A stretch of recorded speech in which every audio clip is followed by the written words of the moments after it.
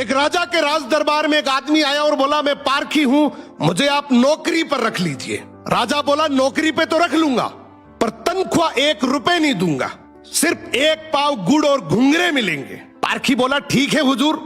कुछ ही दिन बाद राजा एक घोड़ा खरीद कर लाए। उन्होंने पारखी से पूछा, बताओ इस घोड़े के बारे में क्या कहते हो। पारखी बोला, हुजूर ये घोड़ा है ही नहीं, ये तो गाय है। राजा चौंक गए। उन्होंने घोड़े बेचने वाले को बुलाया। उसने कहा, साहब बात तो सही है तो घोड़ा ही, लेकिन बचपन में ही इसकी मां मर गई थी, इसे गाय का दूध पिलाया गया था, इसलिए इसकी आदतें गाय जैसी हैं। राजा ने हैरानी से पारखी से पूछा, तुम्हें यह सब कैसे पता चला। पारखी बोला, हुजूर जब ये चल रहा था तो नीचे मुंह झुकाकर घास खा रहा था, घोड़ा हमेशा ऊपर गर्दन उठाकर खाता है, मैंने इसकी आदतों से पहचाना। राजा खुश होकर बोले, आज से तुम्हें आधा किलो गुड़ और आधा किलो घुंघरे मिलेंगे। कुछ दिन बाद राजा ने फिर पूछा, मेरी रानी कैसी है, बहुत प्रिय है मुझे। पारखी बोला, हुजूर आपकी रानी खानदानी नहीं है। राजा को विश्वास नहीं हुआ। उन्होंने ससुराल जाकर पूछा, वहां दादी ने बताया, बचपन में इसकी मां गुजर गई थी, पाला तो मैंने है, मगर दूध इसे दाई मां ने पिलाया है। राजा ने पारखी से फिर पूछा, रानी के बारे में तुझे कैसे पता।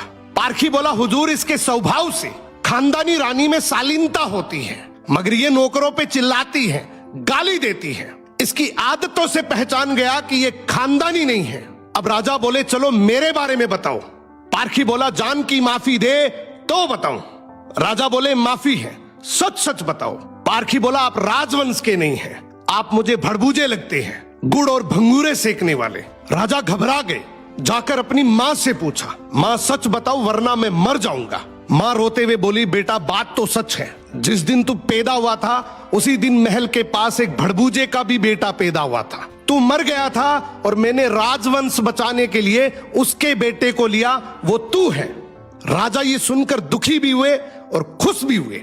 इंसान की पहचान उसके चेहरे, कपड़े या खानदान से नहीं होती, उसके चरित्र से होती है। किसी को भी केवल उसकी शकल, सूरत, पद या घर देखकर मत परखो, उसकी आदतें, उसका व्यवहार ही